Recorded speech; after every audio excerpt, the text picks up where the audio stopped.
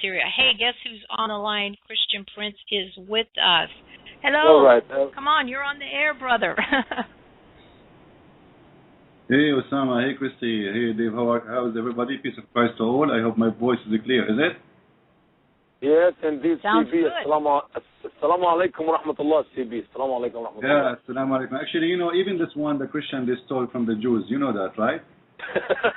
Yeah, I'm hearing about that. Go ahead, tell me, man.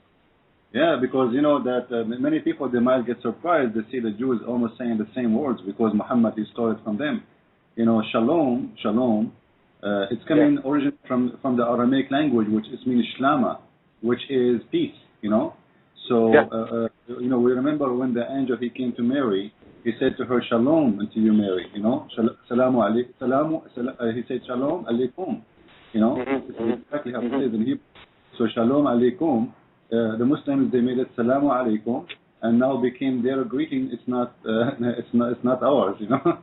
The fact yes, it's not. Hey, you know what, Sidbi? The more I learn about Islam, the more I discover Muhammad did not come up with anything. I mean, I could not find one thing he made it up. I mean, I saw first, man, the 5 pillars of Islam: the Shahada, the prayer, the Zakat, the Hajj,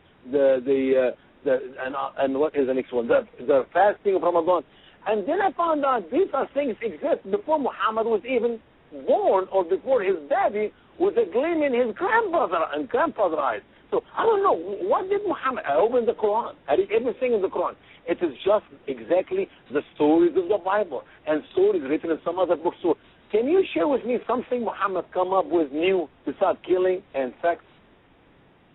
Actually, everything in Islam, if we spoke about this, trying to educate the Christians many times, that Muhammad or Islam is a bad copy of Christianity and Judaism. It's a bad copy. It's nothing new really, but he made it fit with his own agenda, made it fit with the Arab. As an example, he maybe the only new thing you can see is speaking about the Arab language and the Arab people as are the best. And he tried to link himself to Abraham, which even many Christian churches they repeat the same mistake, and they say they call the Muslim the Ishmaelist, which is absolutely wrong.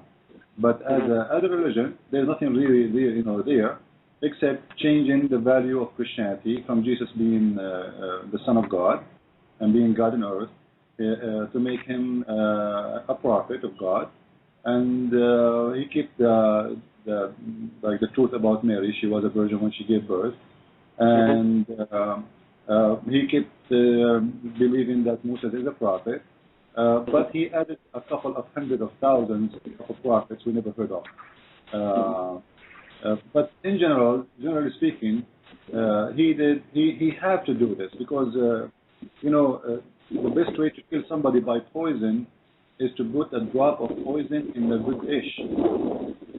So what Muhammad needed to do, he had no choice.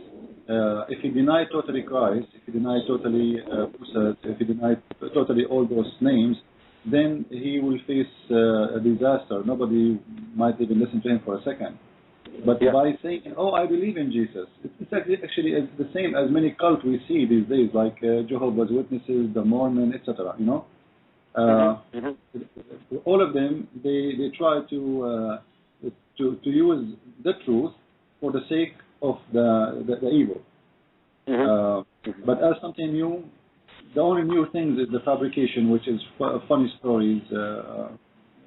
If you look at the Muslims, Osama, even the Hajj, the clothes they do, the clothes they wear is a Hindu.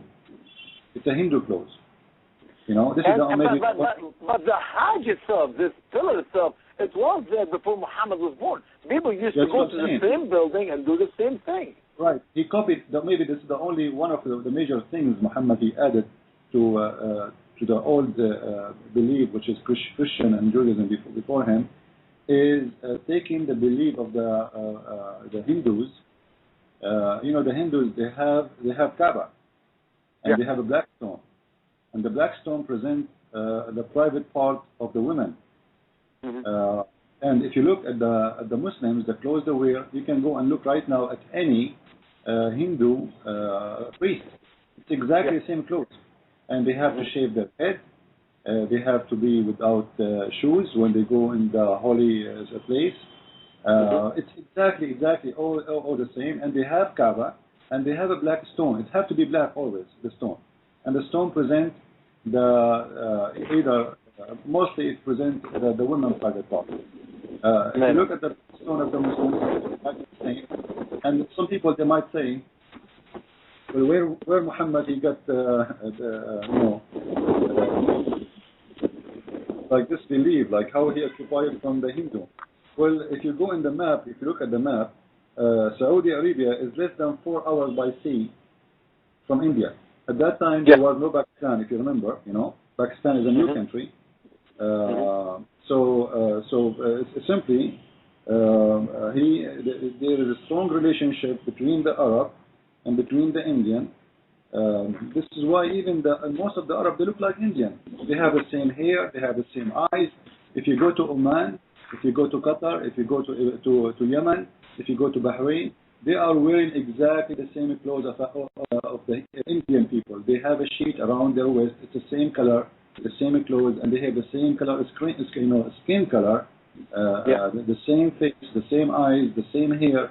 It's exactly the same. He took that from them by taking the old generation, the Arab who used to worship this before.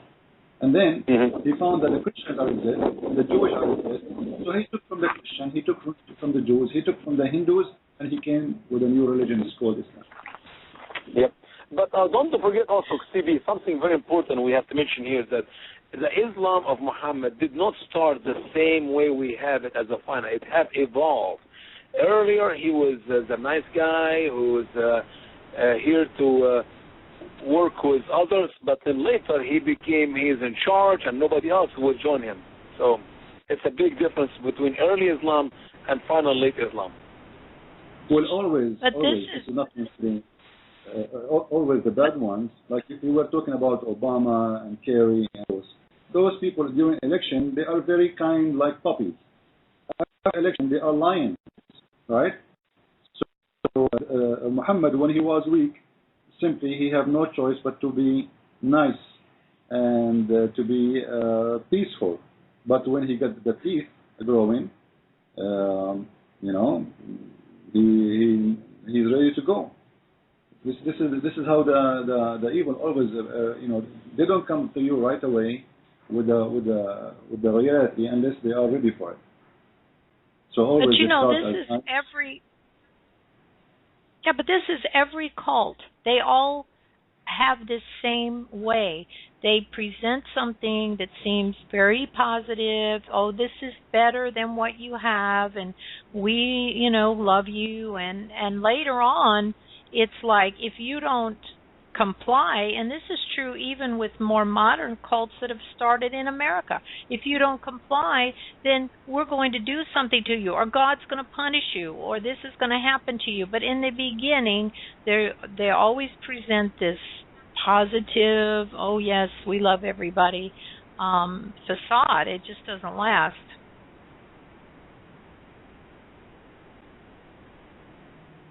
You guys still with me? Yeah, absolutely. This is nothing new, as I said. Always those evil people, they have their own way to get in the full one. They speak to you nicely until they get you. It's the same as a scam, the same all the false ones. But however, the problem is that, like I see in America and in the West in general, still is the education. People don't have education. It's very easy to mislead them, very easy to fool them. Like now Obama, he want to convince us, and he want to convince America that Israel is in risk. This is why he want to attack Syria. Now, if you ask yourself, Israel just attacked Syria, by the way, in the last 3 months more than 7 times. And the Syrians did not react because they cannot do it anyway. They know they are no match. So who are you to protect Israel? You want to lie to who? The Israeli already they are attacking and they are shooting, and nobody there to attack them. Yeah, I believe Israel can protect America. I don't think Israel needs our protection. They can protect themselves. They can protect us here in America. Yeah, Well, but he the whole point is he had to convince you that if we did not attack Syria now, Iran will attack Israel tomorrow. Will you trust me? Iran, if they can attack, they will attack today, not tomorrow. Why do they want to wait? Yeah. This is really stupid. And the funny, they are trying. They speak to Americans as if they are a bunch of kids. We say to them a few words, and those Americans, they will agree with us, and they will do what we want. But lately I noticed that education is growing in USA, and things is getting better. Like I saw many congressmen; they are really doing very good job. Like there's a guy, his name Justin Amash. Justin Amash. I don't know if you know him. This guy, he's a congressman. I'm not sure for which county, which city. I don't know. I'm not sure. But he is really doing a great job trying to inform people that this is all is a scam, is a joke, is a lie, and Obama is trying to take us to where we should not be. But at the end, all of it is about money. It's about business. Obama, he had his target to establish Islamic State. Kerry and Hillary Clinton and all those McCain. McCain is a very evil person. One day I used to believe that this guy is a good guy, but I found that I was really, really, really wrong. This is the most evil person ever I met in my life. Did you hear him explain why the terrorists, they say Allahu Akbar? He said Allahu Akbar means thanks to God. Oh my goodness! Suddenly McCain, the same guy. Just wait, Kristie. The same guy who said we should attack Saddam Hussein because he is supporting Al Qaeda. They asked him, "What is your proof that he supports Al Qaeda?" He said, "Because he put the word Allahu Akbar in the flag." Now suddenly Allahu Akbar means thanks to God. Yeah, I've been very, very disturbed about what happened with John McCain, and on my other radio show, I basically said what this shows me is if McCain had won, we'd be in just as bad of shape, maybe worse, because at least we know that Obama is a Muslim, but now we have people who are helping to promote the goals of Islam, and supposedly they're on our side. And they're not. That is a more dangerous person because of the complete shock that Americans would have to think that John McCain would come out and support the wrong side. But not only that, he went and met with these people, and now they're showing photographs of these same individuals he's saying are the good Muslim rebels, and we need to support them, and they have been involved in terrorist attacks, kidnappings, and everything else. No, they are the one actually. They destroyed churches in Syria. The same ones. There's pictures of them in the internet. The same ones, and the same one who did eat the liver. He was there with McCain too. All of them. They are a bunch of criminals. And this filthy McCain, he has no shame. Actually, why even he is going there? Like, what is your job? You are an American senator. Why you are being so trashy, putting yourself solo, and going and meeting with militant groups who they are mafia in the ground, kidnapping people, asking for ransom? When you shake hands with those people, it means you are one of them. But I'm sure from that all those leaders, they are puppies for the Saudi. They are getting paid a lot of money. All for them is about money. For Obama, it's about Islam. For the Saudi, it's about Islam and taking over control of the area. And for those who do not know about what's happening in the region. Qatar supporting the Muslim Brotherhood. Saudi Arabia is not, the reason, because the Saudi, they are afraid that the Muslim Brotherhood, later they might take them out too. And they are growing so fast, it became so scary for them. In the beginning they supported them, but now they became so big, especially after they took Egypt. So the Saudi trying to eliminate the Muslim Brotherhood, supporting all other Muslim groups in Syria, doing their best to shrink the Muslim Brotherhood so they will not take over the government, so there will not be a threat later for them. And they are spending a lot of money on that. You know, and we are not looking at the influence, the money, and the politics that are behind the scenes, because we see that Russia and China are allied with Iran, and people are going, gee, well, how did that happen? Well, they're in an economic alliance together. So the money is a big factor, but when you look at the goals of Islam, isn't it, I mean, you can tell me, you guys, I mean, my impression is this is about who's going to control the Muslim world, and they're fighting for that, but it's like we're just a sideline. Whoever wins this is going to take Israel and America out. I mean, I think they believe that. You see, about taking America out and taking America in, the only one who can take America out or in is the American. If the American being stupid, America can go down. Nobody can take America as a powerful country. You know, we know that. But I agree with you, Stevie. Yeah. I agree with you. America will be destroyed from within, not from any outsider. There's no powerful person outside to take America over, even if we are financially broke.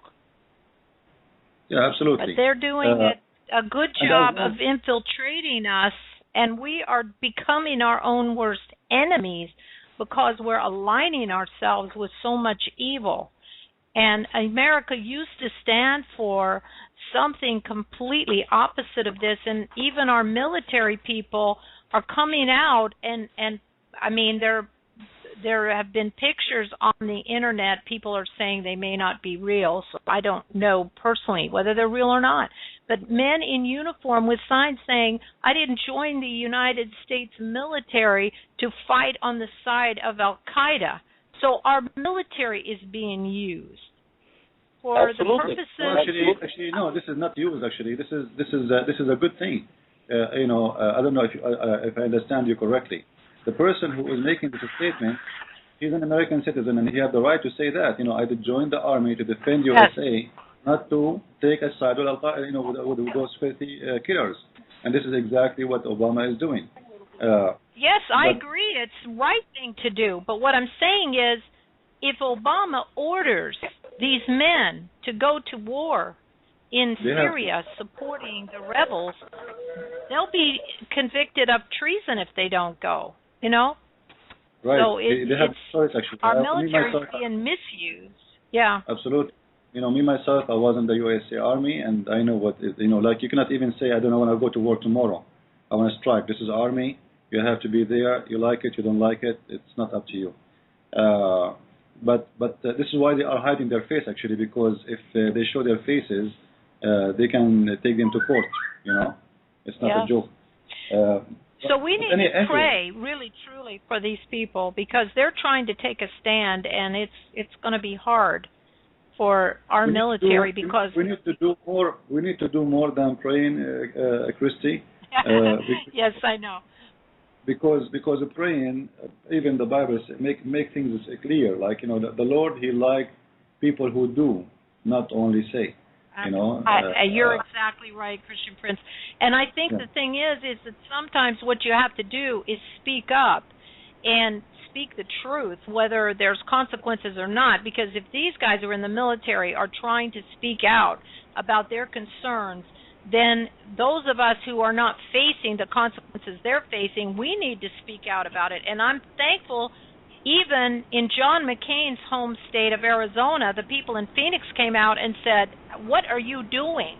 We do not need to be going to war supporting the Syrian rebels. So that's the kind of action I think does make a difference, to speak up and say, this is wrong. I'm not really, but you see, my experience with USA, sometimes you feel like, okay, people, they are waking up and etc. But when the election comes, they do the same mistake. As an example, how many times this guy he been exposed and still people voting for him. Like how you tell me how, if people really are getting better to understand what's going on, how this guy actually, he is a senator for the last 40 years. I don't understand. I don't believe they've been getting better, except maybe the last 6 months. I mean, seriously, this in the last But 6 months you know, is the first time I've heard anybody talking about this and knowing anything about it. Seriously. you know, always there is a question come to my mind. We are in a country where people are elected by vote. Now, how we get families to be in the business of politics and they are controlling the Senate? How we get Bill Clinton the Senate, Hillary Clinton the Senate, and tomorrow her daughter the Senate, and tomorrow the dog of Obama is the Senate, and the week after the daughter of Obama became a Senate, and John McCain the Senate, and John McCain the daughter the Senate, and it's a family business. If you go and see how many inside the senators, how many they are inheriting the position from their parents, it's really scary. At the same time, they want to convince us that we are living in democracy. It's an American theocracy, or these are becoming the monarchies, the monarchs of America. It's true. When I was a child, people used to seriously say things. They didn't really talk about their daughters becoming president, but they always talked about, one day my son could be president. And they weren't looked on as being, stupid or ridiculous. They were, that was a real true aspiration people felt was possible for their own child. But that has changed dramatically since I was a child, because now there's no way you could afford to even run for office unless your family or those who are, your friends and supporters have a huge amount of wealth to contribute. And this really started with Nixon when they began to do the television campaigning. That's when it started.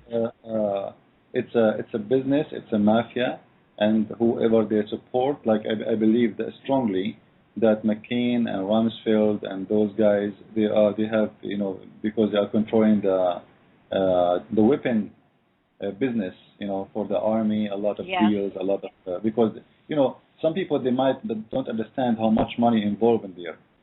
If, as an example,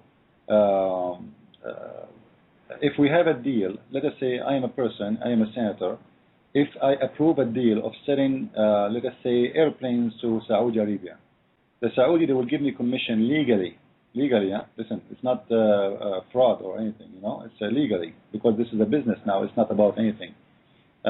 Because I work for it, they can give me legally, let's say, 10%.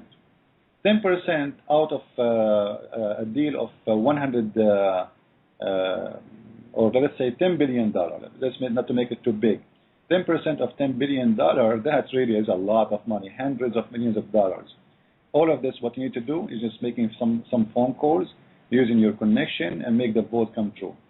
So those people, they are fighting over power, not for just to show on TV. It's about money. It's a lot of money, It's like same for who is the one who will supply the army with food, Do you know how much money that is? They can make decision who is the one, because there's a council between the Senate is the one who approve those things or disapprove. Who is the one who will supply the army with weapon? Who is the one who will supply the army with ammunition? Who is the one who will supply them with the telescope, cars, etc.? All those deals involve a lot of money, and they are the one to be paid. So they are fighting like crazy to get in position, and many people, they think that those people, they are there for our interest. The fact it's not. Like, look, the majority of Americans saying it clearly, we don't want to go to Syria. And McCain saying, no, we should. He's not listening. He don't care. He knows he's going to win next election. They like it, they don't like it. He is going to win because his money will make him win. It is a shame that in this country there's no election. How this guy is a senator for 40 years? I cannot believe it. Like what? The whole state of Arizona, there's not even one person fit to take his job. They talk about Al-Assad. They said his father was the president for 30 years. Well, or McCain, you are a senator for 40 years. Yes, it's amazing how they all want to talk about how these dictators have been in power for all these years. And you look at somebody like Ted Kennedy, who passed away as a senator, but he spent his entire adult life in politics, and the entire Kennedy family was known for being in politics. So we have our own royalty, we have our own people, that's all they do. And I don't believe that's originally what the Founding Fathers intended. I think that one of the problems is that we have continued to elect people over and over and over again and just assume that they're doing what they're supposed to, and the things that have happened, people are not paying attention, and now we have a nightmare. It's hard to get people out that are in, but even if you put somebody in that is new, they come in and they get corrupted by the ones that have been in there for 30 years. Because they'll say, oh, the Democratic Party or the Republican Party is not going to help you campaign this next time unless you go along with these things or unless you go along with those things. So we really, if we wanted to fix this, CP, we would have to have term limits on all of these offices. I think that would be the only solution. I don't know. What do people think in the chat room? I agree. Well, they should have changed that. They should have changed the law. And at the same time, they forbid the rich one from using his wealth to take time more than others in the media. Yes. You know? I agree. I've said you should have a maximum amount that can be spent for your campaign. Then we'd get a little more truth and a lot less drama for their time. Even if you do that, still they can get away with this. Because, you know, they have connection with actors, etc. So he will not speak about himself in media, but then he will make an actor or someone is famous like Oprah, you know, or she have a power. You know, she is the most full person ever I saw. Well, and that's sad. You know, if we were really truly living up to our government's promise that it had in the beginning, the Constitution, the Declaration of Independence. But, you know, they were wise men. They literally said if we could not remain faithful and a people that believed in God, we'd lose our freedom. And how true is their prediction? As we have moved further away from God, all of these corrupting factors have just come in to be our downfall. You know, it's not just Islam that's crept in. It's the immorality, the loss of faith in God, the fact that we think that you can do anything as long as you can get away with it. We've forgotten that God is aware of everything that you do. Absolutely, absolutely. You know what, guys? I'm sorry that I was not so much involved with you in the last few minutes, but believe it or not, I am settled in my RV. Yay! Usama is driving? You are driving? Yes, and he's so amazing. He drives. Not anymore. Does everything. No. Now I'm not. I'm in place right now. Praise God. Which state you are in now? Which state? Well, let's have a little break, guys. I think we need to have a little break, and then we'll be right back while you're settled, okay? All right. Thanks a million. Appreciate you guys.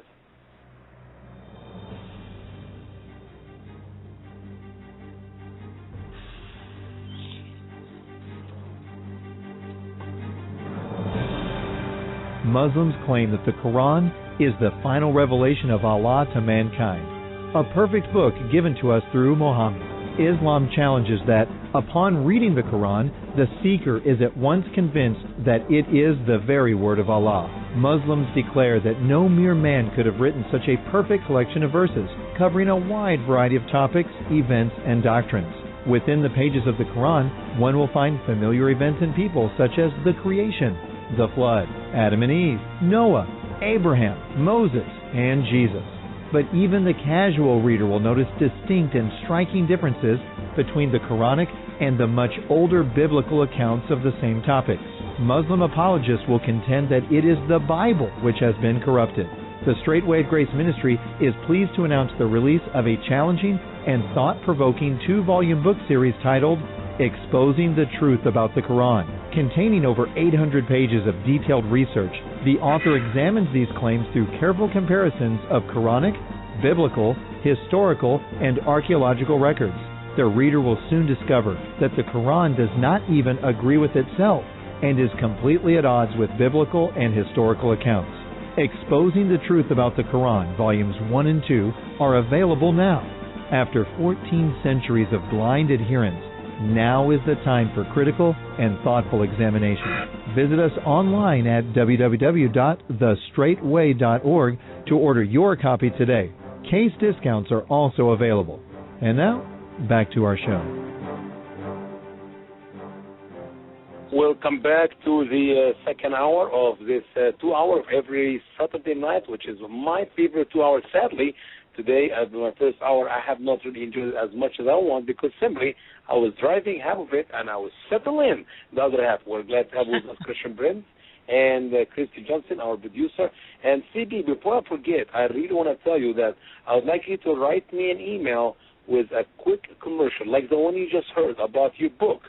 And I would love to go ahead and book my friend Randy to make a nice commercial for you, and we will be playing it on this broadcast every Saturday. So you need to work hard as best as you can the next 2 days to write me an email of what you want to have on your commercial. All right, brother?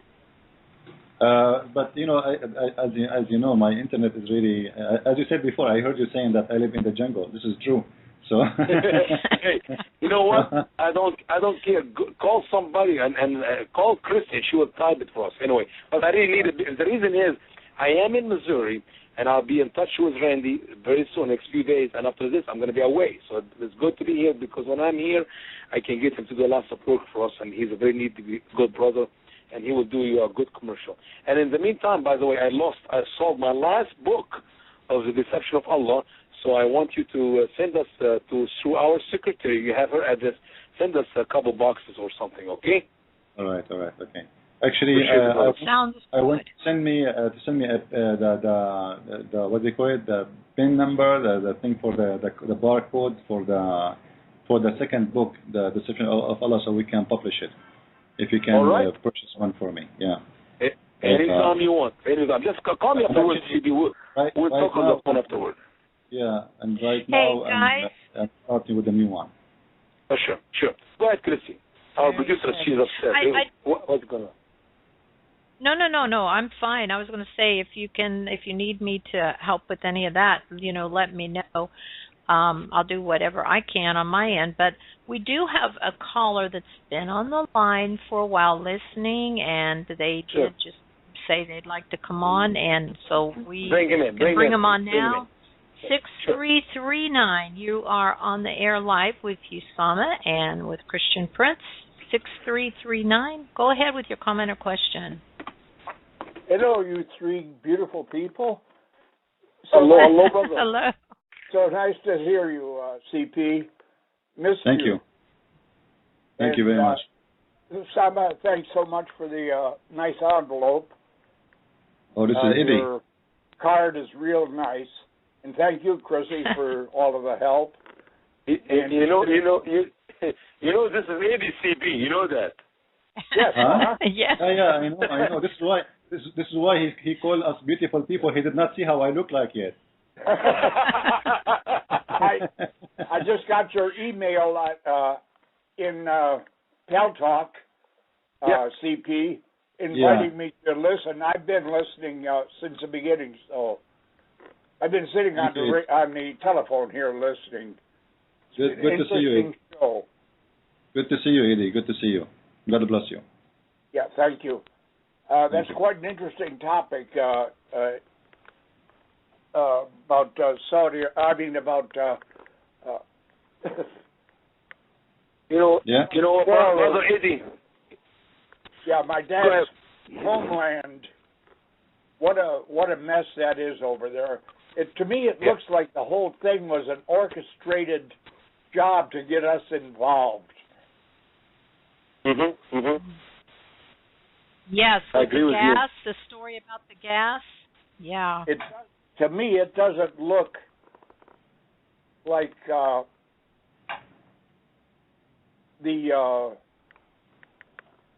Assad put that chemical in there. It doesn't seem like he would do that to get the world turned against him. That's nonsense. No. This is a setup. This is a setup. It's you see Putin. The funny that we as an American citizen, we should be the last one who support Putin, the president of Russia. But this guy, actually, he's a very good guy. He is the one saying the truth. He's the only one have the courage to say the truth. He said this is a setup. Who is the idiot in the world will believe that an army is winning a war? He know if he did that, all the world will go against him. He will use chemical weapon. At the same time, Eddie, if you look at the pictures for those who did die in this attack, you will notice that all are children, which means the attack happened in a school. It cannot be in an area where it's populated by normal people. It must be a school, because how come everybody all the dead are children? It is little children's school. And I believe, if you think about it, I don't think it's maybe it's not even a chemical as gas. It might be a poison putting into the water.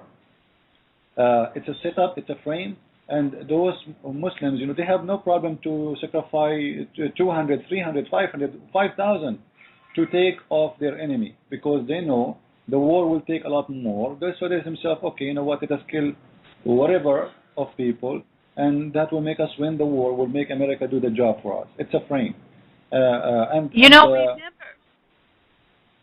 I was just going to say, what you're talking about here, it's important. People remember in Beslan that many Russian children were killed in a school by Muslim terrorists. So Putin's already had a taste of what can happen, but you see, nobody talks about that. They have killed children.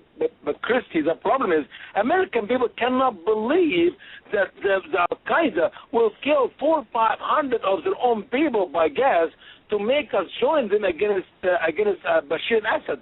But what the American people do not know is that Muslims not only will do that, they actually been doing this from the day one. Whenever Muslim man commits a suicide bomb or ask his own son or his own daughter to commit a suicide bomb, it's the same thing, but this is at a bigger level and a higher level. So what? I mean, 100,000, and here's what the CB said last week, and I love what the CB said. What difference does it make if you kill them with a knife, or if you kill them with a bullet, or kill them with a gas? I mean, 100,000 people have been killed, and Obama did nothing about it. Nothing. No, he did. Yeah. He did. He sent weapons. He did. What are you talking about? He sent weapons to kill more. Weapons. No? Come on. He do his part. No, he's sending weapons to the Muslim Brotherhood. So he himself is guilty, CB. So Obama is guilty of the killing of the hundreds of thousands. I mean, absolutely. Usama. Everybody knows. It's not a secret. Like, I have a gun myself. When I go to practice shooting, if I shoot for 15 minutes, I spend at least $20. 15 minutes shooting. All right. Now, how those people? And this is a little gun. I'm not talking about big guns, machine, and rockets, etc. Those are very expensive. Some of them, the piece goes up to $100,000. Now, in a little war, little fight, let us say only 2 hours fight. It means you are burning millions of dollars. Now, where the money is coming from? This is number one. Number two, how the weapons they are coming into Syria. If you look at the borders, all the borders supposedly are countries who they are, like let's say, they have borders and they have an army protecting the borders. The only places are smuggling the arms from either Jordan or Turkey. By what? By the watch of the CIA. Because Turkey, they will not dare to do so, and Jordan, they will not dare to do so unless the CIA say, okay, go ahead for it, And if you see the weapon they have tanks. It's not like we are talking about smuggling a little gun. They have big armors, they have big missiles, they have a tank, which there's like, we can read like a license plate of a car by our satellite, army satellite. So those are coming all over from around the earth. The weapon, the missiles, the fighters, how the fighters are coming from Afghanistan through to Syria. Somebody tell me, there's a big plan here. Like how those guys, terrorists, like how a terrorist can get a passport anyway. How a terrorist can go in an airplane. How a terrorist can cross the borders all the way from Afghanistan. Do you know how many countries there is between them? They are not on the borders. They are coming from Chechnya. They come to Turkey. It's very simple. They come to Turkey. The Turkish government, they smuggle them all the way to the Syrian borders, and then they go to there. The Libyan, the Moroccan, the Tunisian, the Egyptian, Muslims, the Somalian, even from the heart of Africa, they are coming to fight in Syria. Yeah. And all of those, Obama did not see them, and McCain did not see them. They called them the Syrian rebel, when in fact, more than 60% of them, they are foreigners, and they are with a long beard, like the videos on YouTube is all over. They are not like even hiding it or saying, no, this is not true. No. And do you want to make a prediction for all of these people who are going to move to Jordan after Syria is over? The stupid thing, Usama, that those people, I don't know, they don't learn. One day we supported Al-Qaeda to fight the Soviet Union, right? Yeah.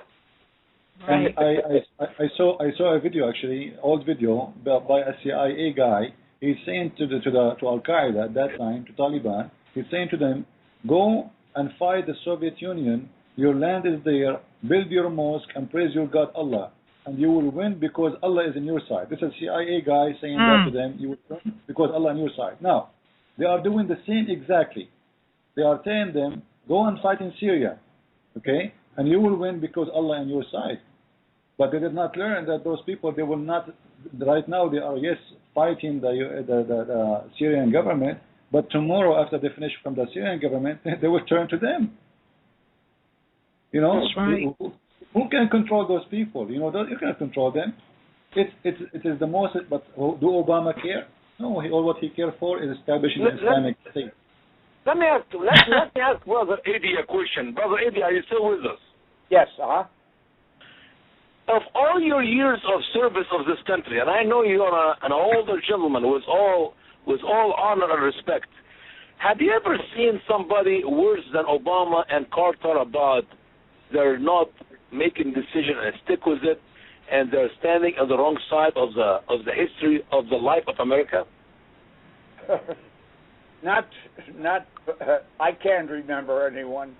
One thing I noticed on all of the video clips that I saw coming out of the people that were gassed, playing on the streets and stuff, I saw not one gun among all of those so-called rebels that were killed.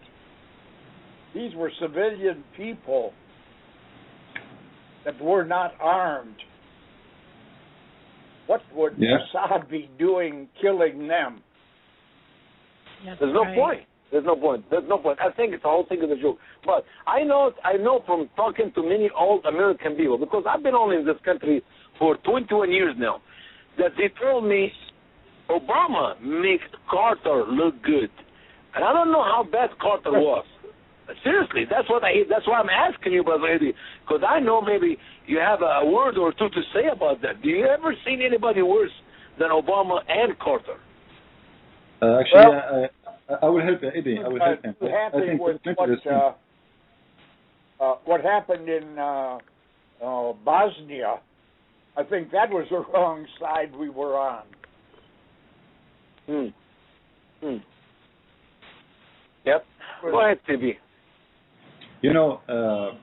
It is not the fault of those people. It is the fault of those Americans who always elect the wrong person. USA as a nation, they go by TV station, by someone, once I was listening to in the election time to the radio station, one of the women she called, she said, I will vote for, this was between McCain and, not McCain, sorry, between John Kerry, and George Bush before him, right? John Kerry and George Bush. You know what? Yeah. Anyway, she chose Kerry because she said because he's more handsome. Because he looks nice. This is how silly. This is how the education in this country is so bad. It's very. So you need to understand your people first before you go and see why we have those there. Because if the people are really educated and they are getting enough information, enough education, and enough intelligence at the end, they will not make such a decision. Obama, he said it clearly, my Muslim faith, how stupid I am to ignore such a thing. The guy is saying to me, my Muslim faith, he's a Muslim. Still, they don't care. They vote for him. Those people, Hillary Clinton, she is one of the most filthy people ever I saw in the history of politics. She is talking about creating jobs and taking care for the poor, and Obama is doing that. At the same time, the wedding of her daughter cost $3 million for one night, which means in less than 6 hours they spend $3 million. Okay, and then they want to give us a lecture about how to be nice to everybody and how to be a person who cares for the poor. The American, they saw Obama's wife taking her friends. She took the whole tribe. She took everybody she knows, all the way to Europe, and they reserved the whole hotel for Her Majesty. Even the beach cost, some they say $50 million. I don't know, I'm not sure about the number, but whatever it cost, In the same time, they are giving us speeches about, helping the poor one, giving the poor. Where are those people from the poor? And do those people fit with the poor one? Like, is my income match with them? Like, why Obama, if he's a person who speaks for the poor, but not Obama only, all of them. Like, why only rich ones is the one who is leading this country? Like, name for me, for God's sake, one president, he became a president, he's a poor person. Like, what's happening? Why all of them, they are businessmen. Each one of them, at least he has a couple of hundreds of millions of dollars. It doesn't make sense. So when you put a businessman in a president, he will lead the country as a company. It's a business because he's a businessman. He is not a president for the people. He is a president. He is the vice president of a company. He's a CEO. He is doing a business. This is why all the politics goes under business relationship. The business with Saudi Arabia, business with Qatar, investment, deal, money laundry, etc. But none of them is really speaking about American. After 8 years of Obama taking care of our country, and he said always, yes, we can. I want to ask people here who are listening, after 8 years, what happened to America? What is exactly we get from 8 years? 8 years, it's almost 6 years, right? 6 years and something. Now, what in 6 years, what he did? Are we better? No. Education, he will make education cheaper. Is it cheaper? No. What about health coverage? Is it better? No, nothing changed. Everything is the same. It's a lie, and the Americans, they keep doing the same mistake. So, Lord have mercy. We don't know really how tomorrow is going to be as long as the people don't change. Good. I'm noticing we've got some new listeners that have joined in our chat room, and I do have a caller that's been waiting on the line. We've got a military man who's at Camp Lejeune right now, and I wanted to welcome some of the new people that have joined our chat room. But we've got a caller on the line. Can we bring him in right now, Usama? Absolutely. Go for it. Okay, we've got two callers. I'm going with the one that's been hanging on the longest, and that is the last four numbers are 3235, and you are on the air with us right now.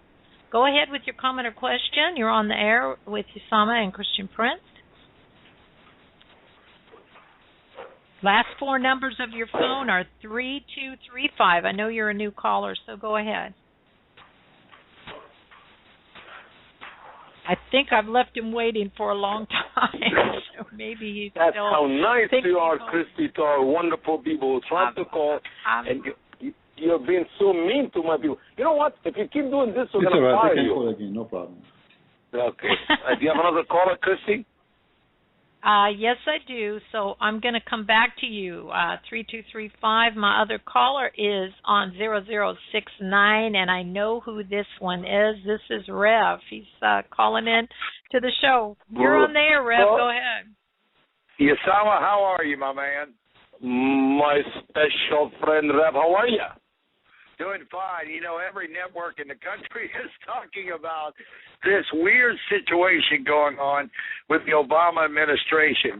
As the Prince was saying just earlier, you know, he's a puppet on a string. He's getting being pulled by the Bilderberg group that's behind everything. When I heard Alex Jones talking about the Bilderberg group months ago, and we started talking about it on GCINradio.net, which you'll be joining us on our network very shortly, I started to believe that Alex Jones was completely right, because you got all these people that run the Federal Reserve System here in the United States of America, and if they think they can make a buck, they are definitely going to pull the strings and say, go ahead, let's see if we can start another conflict over in the Middle East. Now, something I want to point out to you that you don't realize down here in the state of Mississippi, and Kristie, we brought this up, as you know, on GCINradio.net, that we had word that last year alone in the Gulf of Mexico was a Russian nuclear submarine.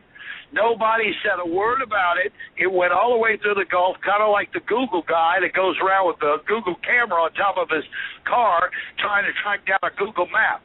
Now, my estimation is that they were just surveying the Gulf of Mexico, because you see all these warships are out there right now getting ready for attack, and those warships can come over here, and we're going to be on the front row in the Gulf of Mexico. Would you agree on that there, Usama?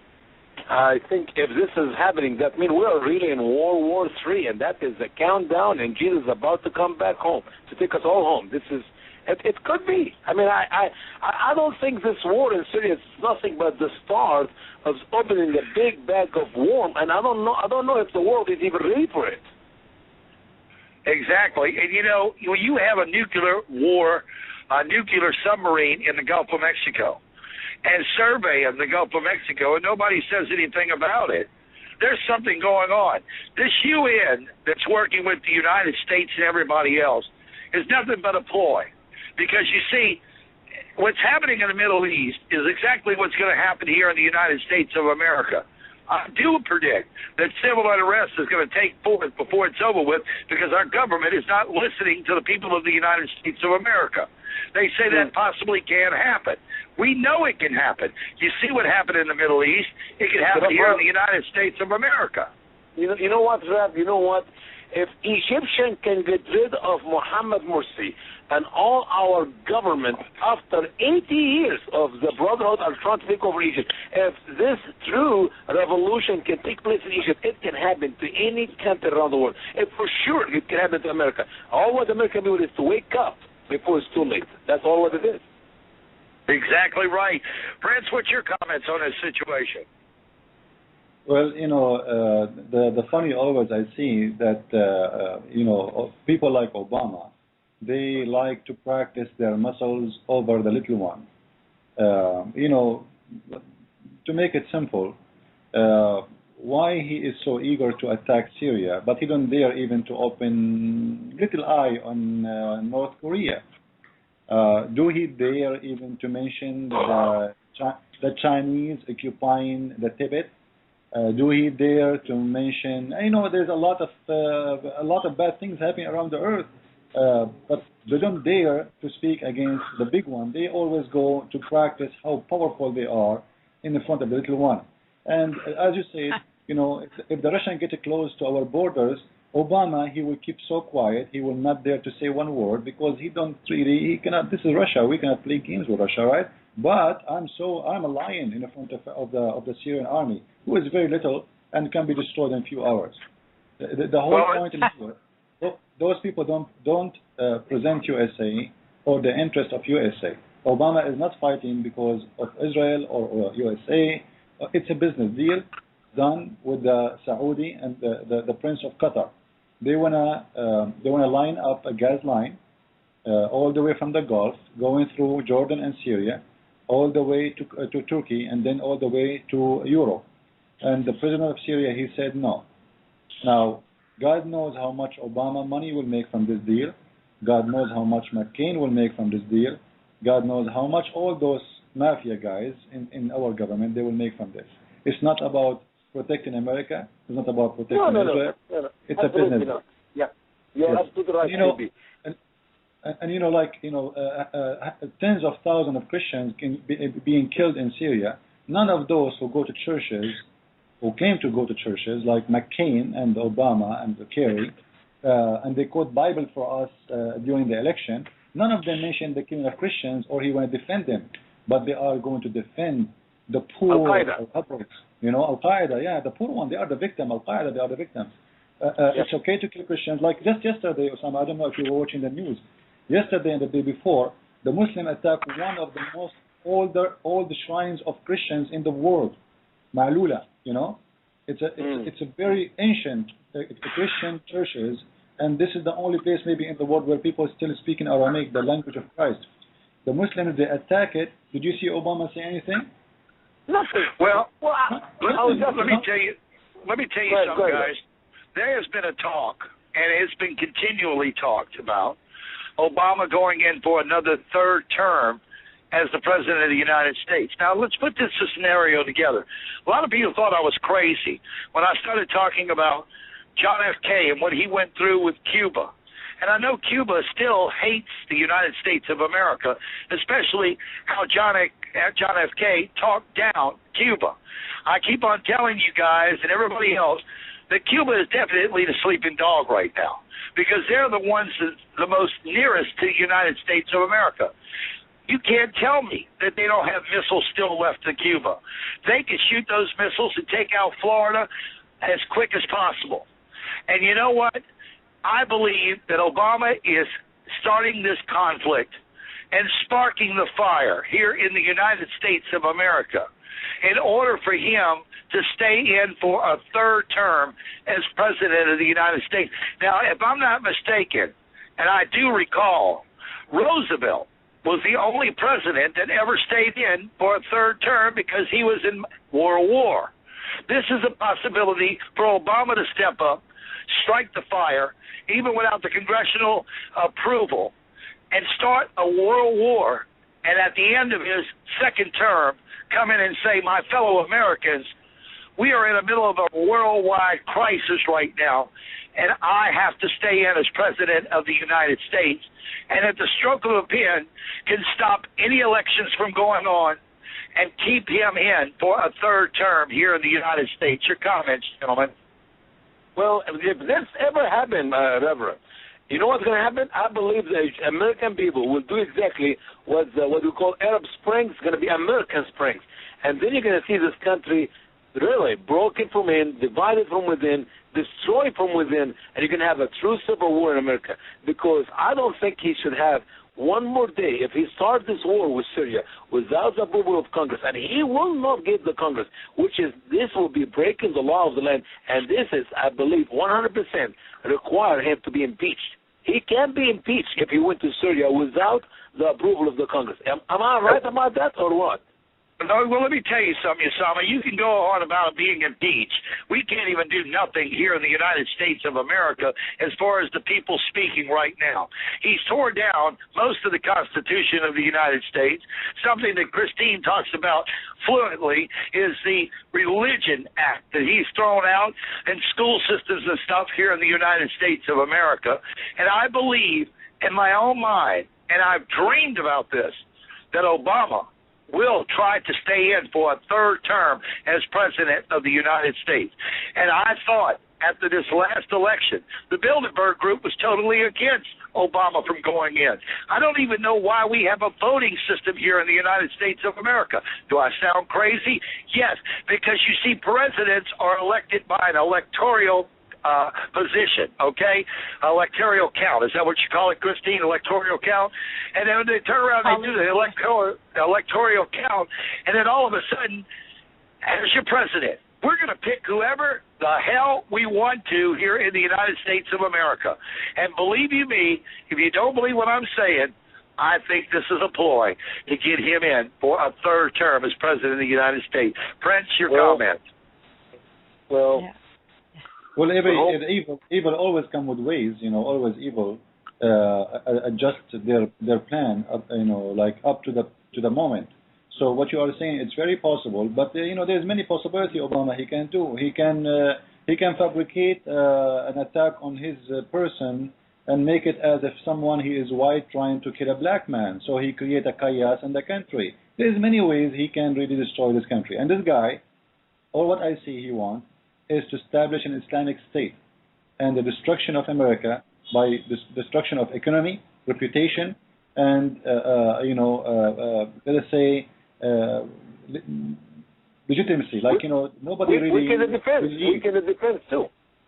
Yeah, and nobody believe in USA no more. Like for me as a person who speaks Arabic, I go and read the Facebook and all those Arabic pages. You will see everybody making fun of USA because simply USA is not the one to trust no more.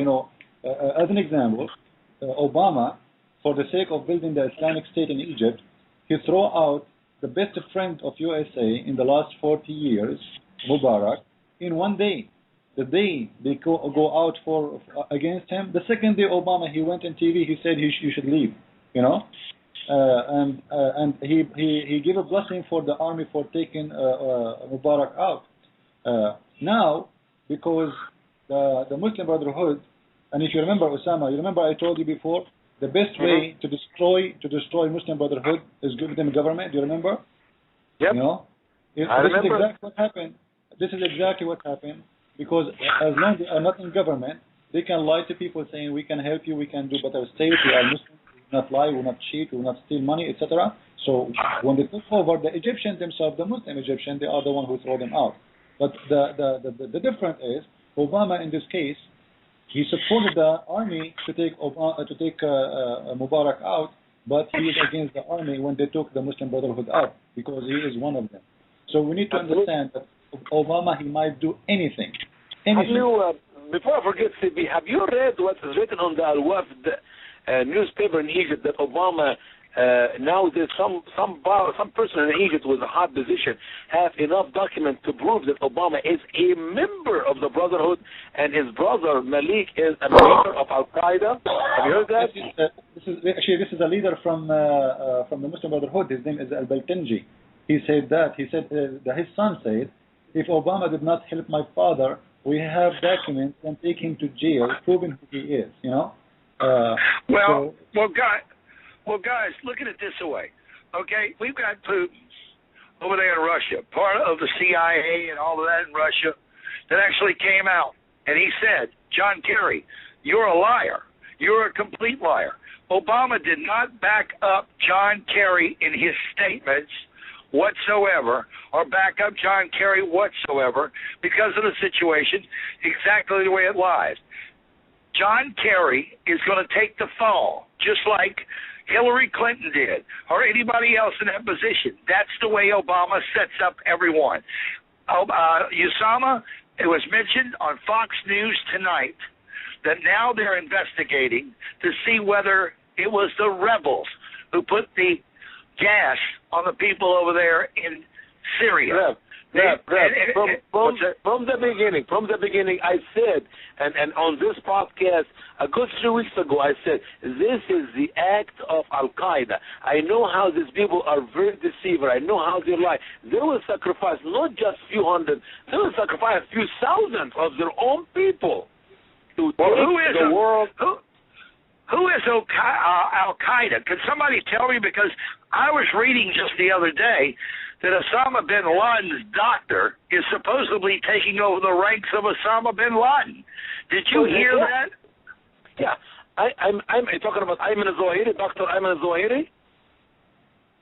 What's that?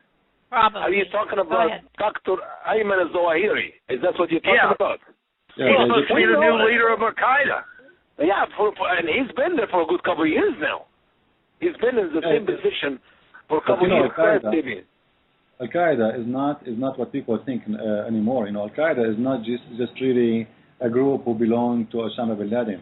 Any Muslim who he believed that Osama bin Laden he was right, so they create a group in any country and they call themselves Al-Qaeda. So they are not really too much in communication as people they think.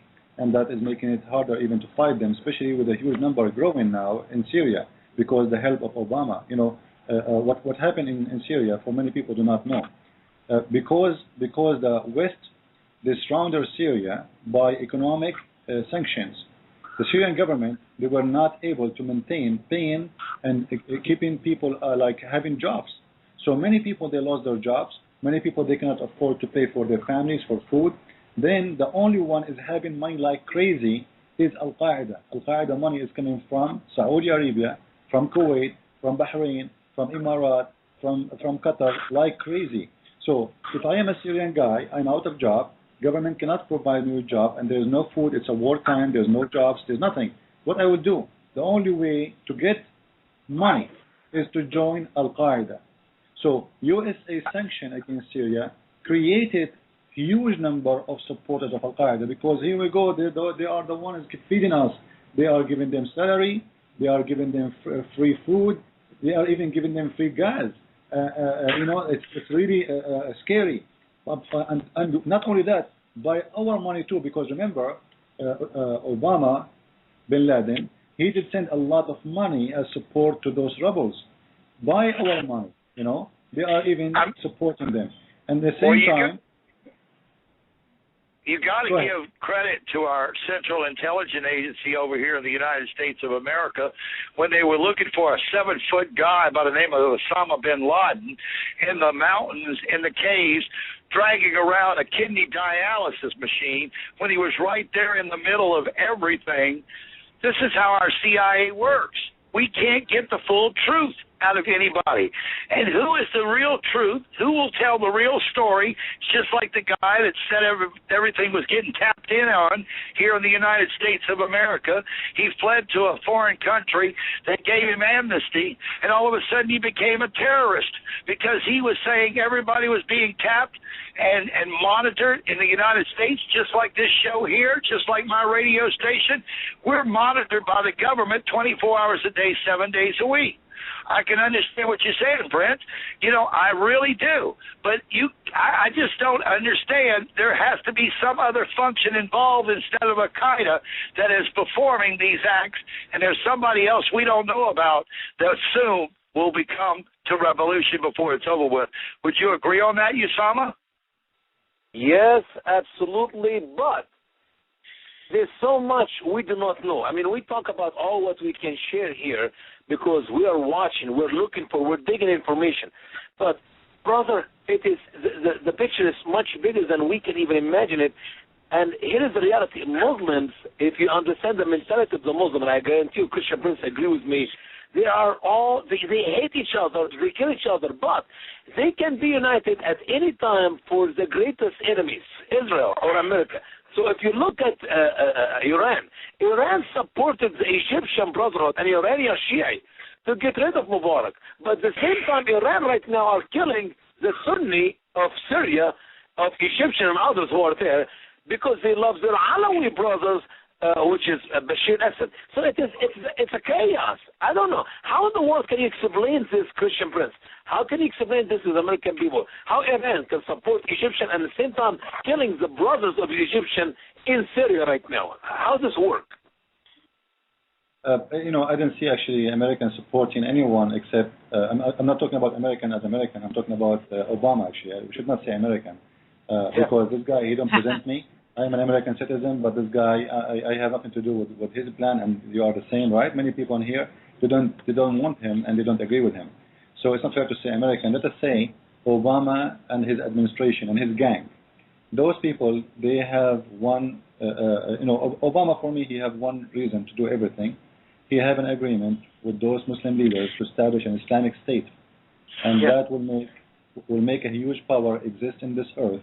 And it's going to be not China, not Russia, not USA. It's going to be the Islamic Khalifa state, which is going to hold. But here's my question used to be: how can we see the Muslim united with all the differences between them to bring this Khalifa? Will the Khalifa be from Shiite or be from Sunni? I mean, they hate each other so bad in Syria. Go ahead. You see what they are trying to do actually, they understand the nature of the Muslim, that they will not be united ever. So what they do, the only way to make them united is to force unity, to force a state, and this is why they are giving Al-Qaeda the upper hand, so they can, by the terror and by the terrorists, force people to go down and to make a state. Like now, if you ask the Syrian people, how many of you want to vote for Al-Qaeda? Trust me, you will get not even 2%. because the Muslims themselves, they don't want those people. The Muslims, they don't want to live under Sharia law. Most of the Syrians, they are not really like that. The same in Egypt. 30 million, they went in the street, and they are Muslims. Against who? Against the Islamic State.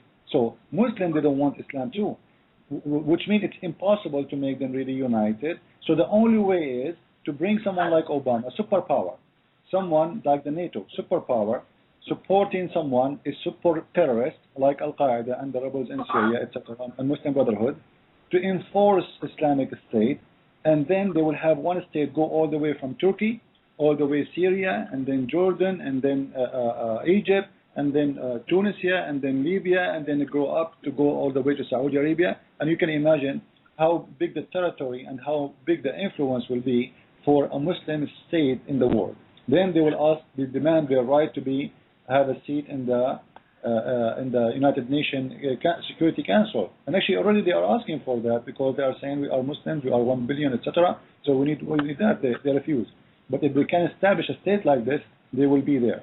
And Obama, his target is not to leave the office until he established the base of Islamic State. This is why he's so disappointed about what happened in Egypt. He was not expecting this to happen. Yeah, this is a loss. It's a loss.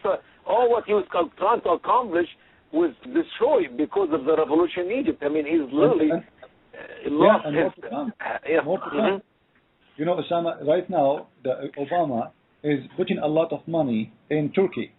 At the same time, we as an American, we need that money. But he is investing in Turkey. Why? Because the Turkish government are facing a very tough time to control their own people, because economy is going down. Like now, the currency of Turkey is collapsing so fast. And Obama is the only supporter when we are the one who needs support. But the reason he don't want the Turkish government to collapse, because this is a Muslim Brotherhood government, and that will destroy his dream. Already they are gone in Egypt, and if they are gone in Turkey, all the dream he have working for, or he is there for, is going to be destroyed. So they are trying to keep it up and working out for them. And now, if they could not make the president of Syria collapse, it means the Muslim Brotherhood will not be able to take Syria and control the country. So what they need to do, they are going to launch an attack, and that will make the Muslim rebels take over, and that will make Obama accountable. At the same time, people, they might ask, okay, Obama, he wants an Islamic State. What about McCain? What about Kerry? What about Clinton? All those are businessmen. They've been promised a lot of money involved, there is a big project that's going to happen involve Qatar and Saudi Arabia. And those billionaires, they will become multi-billionaire after this attack. This is why you see McCain is so passionate. He is crazy to have this attack happening. Like, ask yourself, why this guy even can't sleep? He wanted to happen. At the same time, he go to the Congress, people discussing war, and he's doing gambling. This is how much life of a human being and life of American is a joke for them. It's a game. People discussing war. Yes. Imagine how dangerous the situation. And he's doing what? He's not playing a game, by the way. This is a real gambling online. He's gambling for real. Yeah. It's not a game.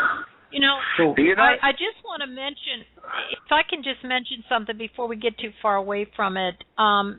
It's an important part of this plan that you mentioned that there are very poor people in these Muslim countries who are being forced to go into Al-Qaeda in order to feed their families. This is the mentality of the same business world domination. If you have a lot of poor people, you can control them because they're going to do what you want them to do because of the fact they don't have means to take care of themselves and their families. This is very scary for America because that's where we're going, where we have some people with money. Yeah, and then the others have nothing. Well, what do y'all think? It's exactly what you're saying, Christine. If the United States government is going to go out and purchase 500,000 armored vehicles just for the United States of America, if they're not planning on civil unrest to come, how are you going to control people? You're right. They'll be poor. They won't be able to trade. They won't be able to buy. They'll have to depend on government subsidy here in the United States.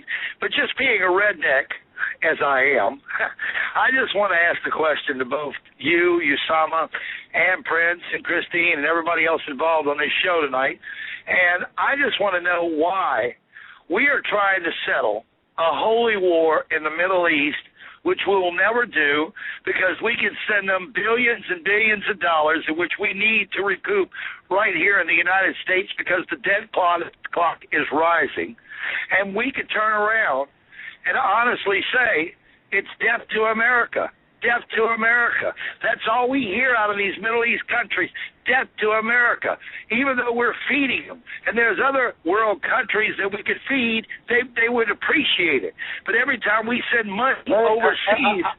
I got the answer for you, Rep. I got the answer for you. You see, when we send this money overseas, we are thinking in our mentality with our naive heart that we are aiding, we're sending aid, we send help to these poor countries. But how the Muslims who are the recipient of this money look at it, they look at it as it is jizya. It is a tribute tax. You send it to the Egyptian, you send it to the Pakistani, you send it to every Muslim country, because otherwise we will come and we're going to hurt you. So you better pay the jizya, and we are subdued, as Allah said in Quran chapter 9 and verse 29. So obviously Muslims are not looking at this as we're helping them. No. They don't need our help.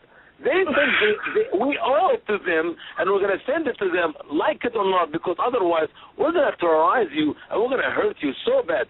So you better send us more money or else. You see how the Muslims look at it?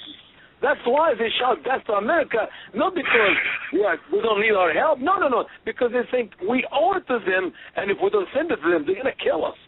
Am I right or that, PP? Who do we owe? Who do we owe? Do we owe anybody in the entire world? Number one, Rev. In Islam, if you are not a Muslim, you're an infidel. Jews and Christians, in Quran chapter 9, verse 29, Allah said, engage in war with those who do not believe in Allah, nor the last day, nor forbid what Allah and His Messenger forbid among the people of the book. These are the Christian Jews. Until they pay the jizya out of hand and they are subdued.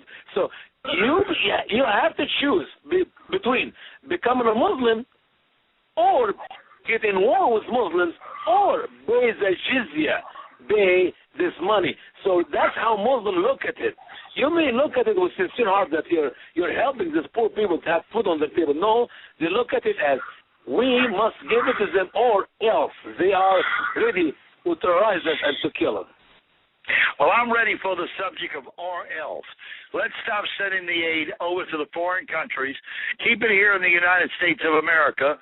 And then they'll probably think, is this what you're saying? They'll probably think we're broke, and then it'll be time to attack the United States of America. Is that what you're saying? Well, you know what? This is exactly what our President Thomas Jefferson did 210 years ago. He stopped sending aid. He actually launched war against North African country. And it's about time for America. If we want to survive the next few years, we must have a president like Thomas Jefferson who will stop sending one dime overseas to the Muslim world and not send him any aid of weapon or anything, and just take care of America. Take care of America. If you want to send some aid, let's aid the Christians of Syria. Let's aid the Christian of Egypt. Let's aid the Christian of Iraq. And we're doing the opposite. We're aiding the Al-Qaeda and the Brotherhood. We're aiding the Jihadas who are killing the Christian, and they're shouting Allahu Akbar, death to America. I mean, it is sick, bro. It's sick. Yeah. I would agree with that. And seriously, we really, truly, it's sad. We have become known, Obama is the savior of Islamic terrorism and the terrorists, and that is sad. We, as America, should be standing up for the Christians that are under persecution, but we're not seeing it. We're not doing it. Guys, we're running. We've got 10 minutes left, and I do have another caller that is on the line, and so we don't have a whole lot of time. Rev, I'm going to let you hang in and listen, but I got to pull this other caller on. 9 minutes. It's been great to have you on. Yeah, people have asked me who you are in the chat room. This is my friend Rev, and I do radio with Rev on GCINradio.net. And I'd love to have you join me on there for End Times in America. And Rev's got lots of good comments, and we've got great shows on there. Rev, thanks a bunch for calling. Talk to you later. God bless you. All right, Usama, I love you, man. Love you too, brother. Talk to you later. Thanks for calling. All right. Guys, I'm just going to go straight to this other caller, and this is 9338. Calling in, that's the last four numbers of your phone, 9338. Go ahead with your comment or question. You're on the air. Hello? You're on the air. Yes, hello. Come on the air with us.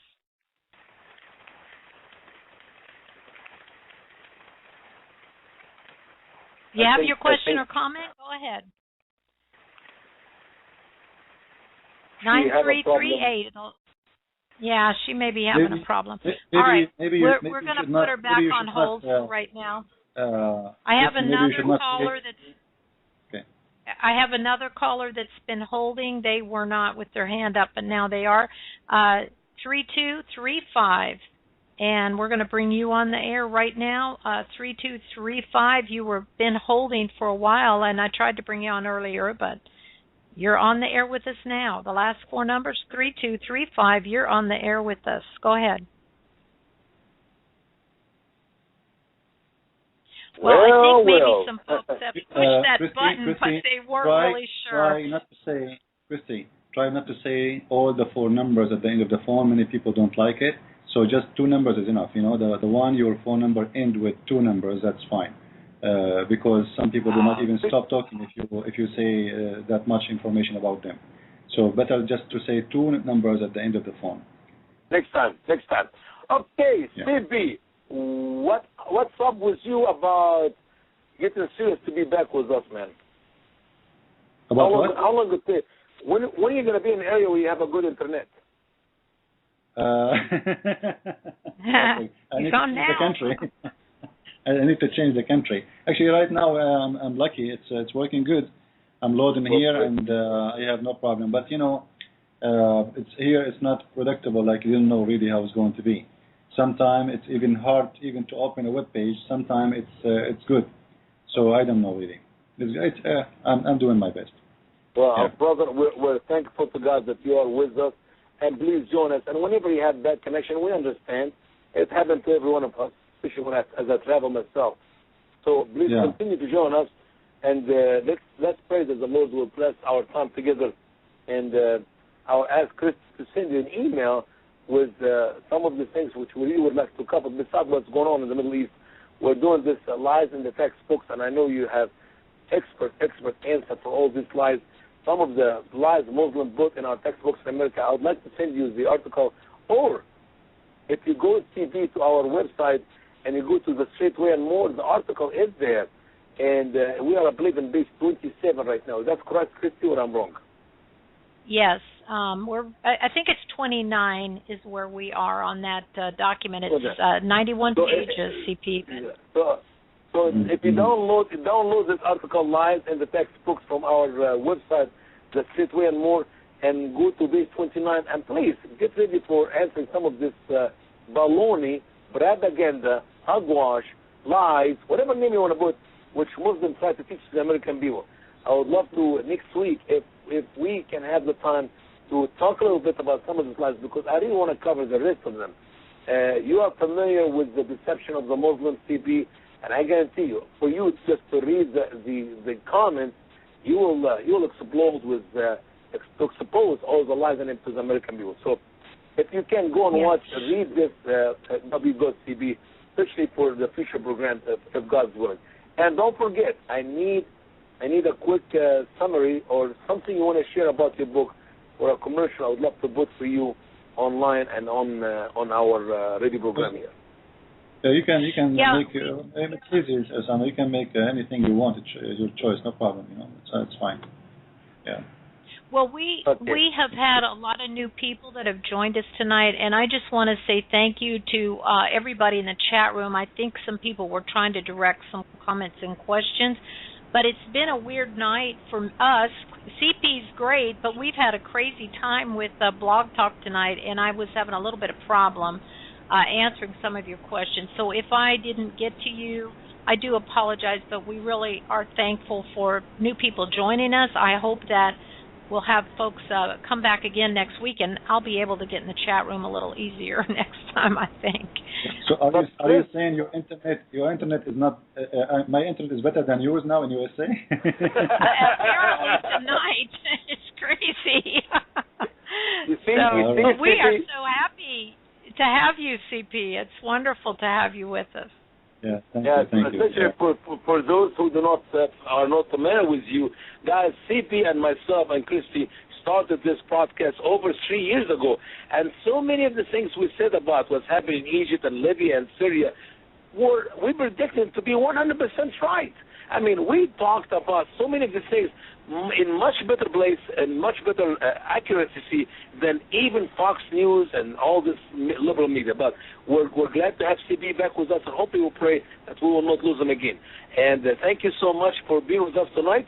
And don't forget to invite your friends to join us again next Saturday, 10 o'clock Eastern Time on this broadcast. Thank you, Kristie, and thank you, CB. Yeah, I would like to say to people here, please contact your congressman and ask him right away, go to his Facebook, etc., or Twitter, and ask him to vote for no for the war in Syria. This is a war made to support Al-Qaeda, and this Obama is taking us to hell. So American, do your part before it's too late. You know, now you can do something, tomorrow is going to be really too late. Absolutely. And remember, thank you for reminding us, CP, to do that. And remember, your congressmen and senators have a copy of Usama's Quran. Ask them to check it out. Give them some verses. Yes, anyway, God bless you guys. Good night, everybody. See you next week.